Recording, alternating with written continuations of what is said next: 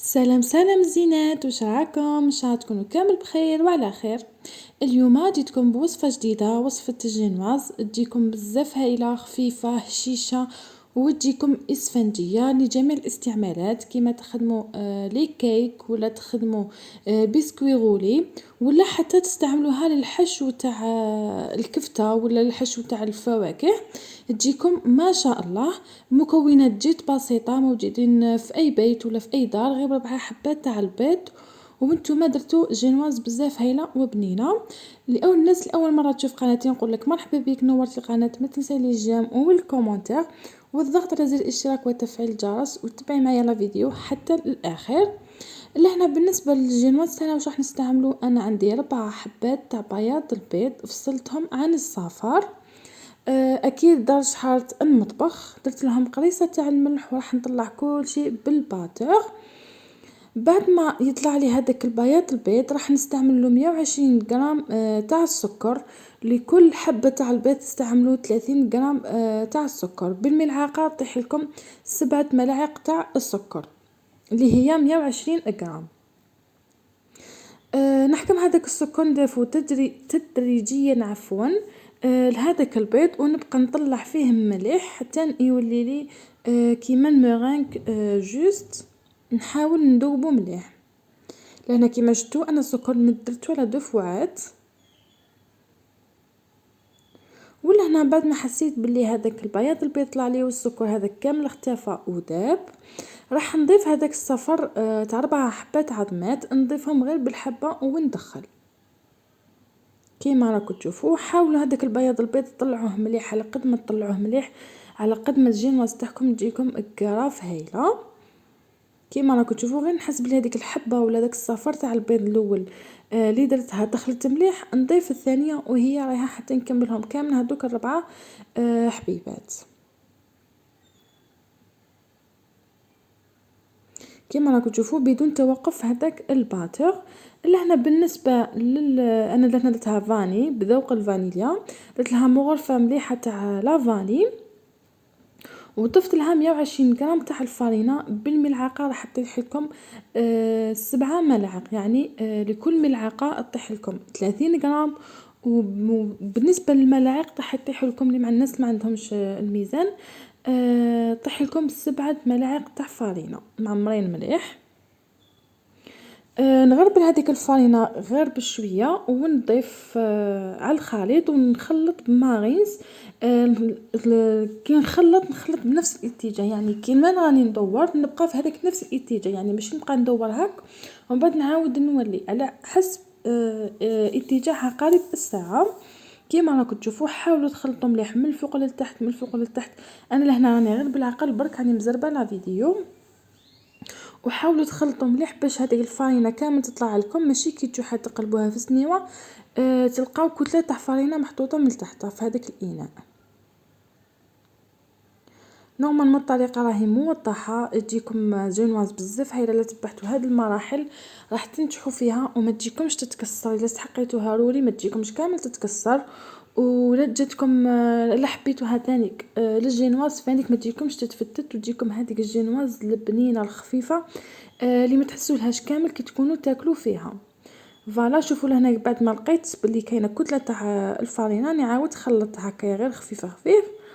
ومن بعد راح نضيف كامل هذاك الخليط. نتوما حاولوا تخلطوها مليح باه ما تبقى لكم حتى كتله تاع فارينه وتخسر لكم هذيك الجينواز. راح نهبط كامل هذاك الخليط ونديروه في سنيوه قطر تاعها 40 على 35. ندير لها بابي كويسون، اكيد الفرن يكون مشعل مسبقا.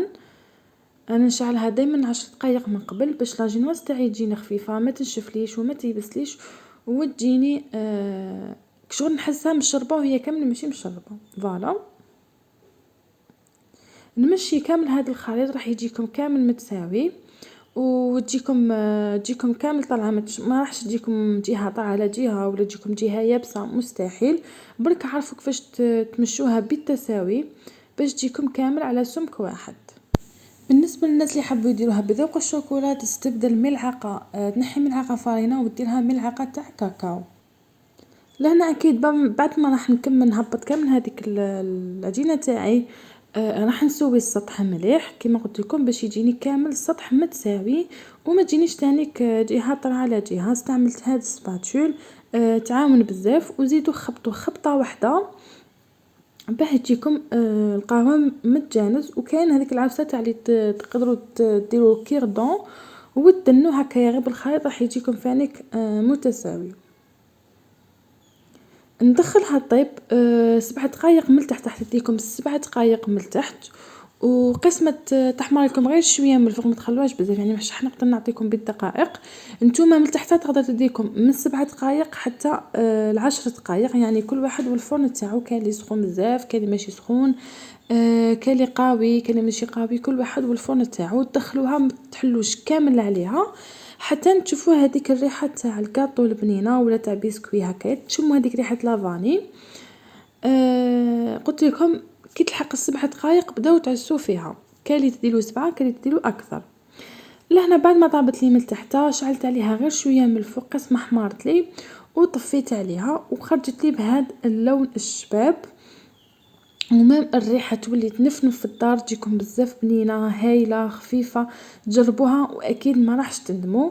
بالنسبه للناس اللي يستعملوها للبسكوي غولي وهي هكاك سخونه نحوا لها هذاك البابي كويسون ولفوها في منديل يكون شامخ ودوروها حتى تستعملوها بسكوي غولي.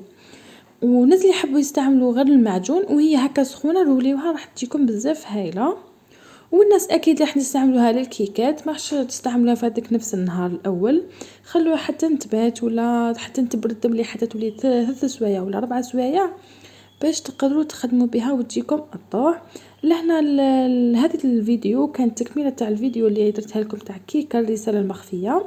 راح نحط لكم الوصفه تاعها في صندوق الوصف. وكنت عطيتكم بزاف الافكار على الناس اللي ما عندهاش ماتريال وكانت اللي بدات مشروعها من جديد وما عندهاش نقول لك هذه الفكره عطيتها لك باش تستفادي منها وان شاء الله كامل تستفادوا.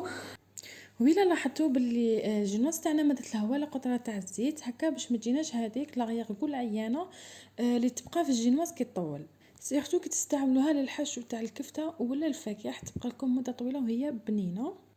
لانه هذه الوصفه صدقوني تستحق التجربه 10000% وناجحه وما فيهاش بزاف المقادير وزيد بنينه بزاف وتجي خفيفه وجميع الاستعمالات يعني راح تحتاجوهم كيما راني نوري لكم لهنا كيما راني نقسم لكم. تبان باللي جات خفيفه. خليت لكم هذه الفكره تاع الغطيوه باش تعرفوا باش تقسموا. ان شاء الله تكون فتكم من هذا الفيديو اللي كان بشويه. ما تنسونيش في الجيم والكومنتير واي حاجه حبيتوا نحطها لكم خلوا لي تحت في لي كومنتير. وانتي راكي تشوفي فيا دوك دوك دوك حابتي لي على داك الجيم وخلي لي كومنتير شباب. وبقاو على خير. الفيديو جاي ان شاء الله بوصفه جديده. بقاو على خير.